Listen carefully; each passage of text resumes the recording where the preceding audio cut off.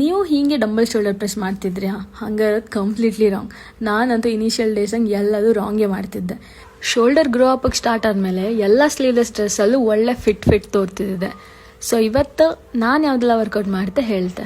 ಈ dumbbell shoulder press ಹಿಂಗೆ ಮಾಡಿದ್ರೆ ಅದು ಕಂಪ್ಲೀಟ್ಲಿ ರಾಂಗ್. ನೀವು ಫ್ಲೇರ್ಡ್ ಹ್ಯಾಂಡಲ್ ಮಾಡೋಕ್ಕಿಂತ ಎಲ್ಬೋನ ಸ್ವಲ್ಪ ಇನ್ವರ್ಡ್ ಟಿಲ್ಟ್ ಮಾಡಿ ಬೆಂಚನ್ನ ಚೂರ್ ಇನ್ಕ್ಲೈನ್ ಇಟ್ಟು ಟ್ರೈ ಮಾಡಿ ಕಾಣಿ.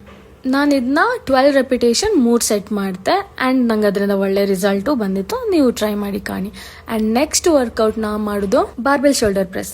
ಇದರಲ್ಲಿ ಕಾಲನ್ನು ಕರೆಕ್ಟ್ ಶೋಲ್ಡರ್ ಲೆಂತ್ ಇಟ್ಕೊಂಡು ಆ್ಯಂಡ್ ನಿಮ್ಮ ಕೈನ ಶೋಲ್ಡರ್ಗಿಂತ ಸ್ವಲ್ಪ ವೈಡ್ ಆಗಿ ಇಟ್ಕೊಂಡು ವರ್ಕೌಟ್ ಸ್ಟಾರ್ಟ್ ಮಾಡಿ. ಇದು ಅಷ್ಟೇ, ನಾನು 12 ರೆಪಿಟೇಷನ್ 3 ಸೆಟ್ ಮಾಡ್ತೆ. ಇದು ತುಂಬ ಒಳ್ಳೇದೇ ಆಯ್ತು ಶೋಲ್ಡರಿಗೆ. ಆ್ಯಂಡ್ ನಾನು ನೆಕ್ಸ್ಟ್ ಮಾಡೋದು ಲ್ಯಾಟ್ರಲ್ ರೈಸಸ್. ಇದ್ರಲ್ಲಂತೂ ನನ್ನ ವೆಯ್ಟ್ ಮುಂದೆ ಹೋತೇ ಇಲ್ಲ. ಇದರಲ್ಲಿ ಇಂಪಾರ್ಟೆಂಟ್ ನಮ್ಮ ಫಾರ್ಮು ಮತ್ತು ಇನ್ನೊಂದು ವೆಯ್ಟ್ನ ಲಿಫ್ಟ್ ಮಾಡುವತ್ತಿಗೆ ನಿಮ್ಮ ಕೈ ಎಲ್ಲ ಎಲ್ಬೋ ಮೇಲೆ ಬರ್ಕು. ನಂಗೂ ಇದು ಪರ್ಫೆಕ್ಟ್ ಆಗಿ ಬರ್ತಿಲ್ಲ, ಇನ್ನೂ ಕಲಿತಾನೆ ಇದ್ದೆ. ನೆಕ್ಸ್ಟ್ ನಾನು ಮಾಡೋದು ಫ್ರಂಟ್ ರೈಸಸ್. ಇದರಲ್ಲೂ ಕಾಲ್ ಶೋಲ್ಡರ್ ಲೆಂತ್ ಎಲ್ಬೋ ಸ್ವಲ್ಪ ಬೆಂಡ್ ಮಾಡಿ ವೆಯ್ಟ್ನ ಮೇಲೆ ಲಿಫ್ಟ್ ಮಾಡೋದು ಅಷ್ಟೇ.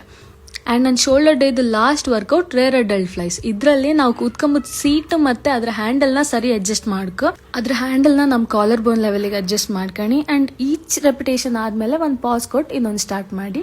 ಇದೆಲ್ಲ ವರ್ಕೌಟು ನಾನು 12 ರೆಪಿಟೇಷನ್ ಮಾಡ್ತೆ, 3 ಸೆಟ್ ಮಾಡ್ತೆ. ಸೊ ನಿಮಗೂ ಈ ಥರ ಶೋಲ್ಡರ್ ಬೇಕಾದ್ರೆ ನೀವು ಇದನ್ನ ಫಾಲೋ ಮಾಡಿ. ಅಷ್ಟೇ ಇವತ್ತಿನ ವಿಡಿಯೋ. ಟಾಟಾ.